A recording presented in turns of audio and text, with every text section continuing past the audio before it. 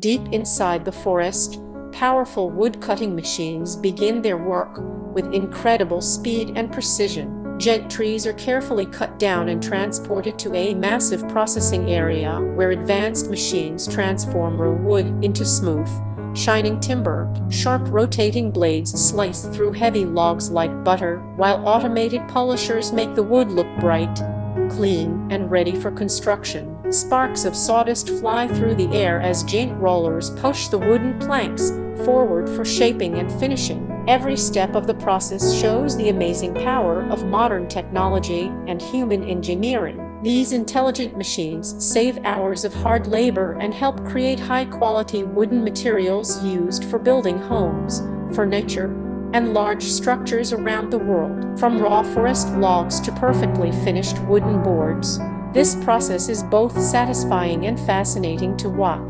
The sound of heavy machines, moving chains, and cutting blades creates an intense industrial atmosphere that shows how modern factories turn nature into strong and beautiful products. Watching these giant machines in action feels almost unreal, as massive pieces of wood are shaped with extreme accuracy in only seconds. This is the future of wood processing technology, where speed, precision, and power work together to produce amazing results every single day.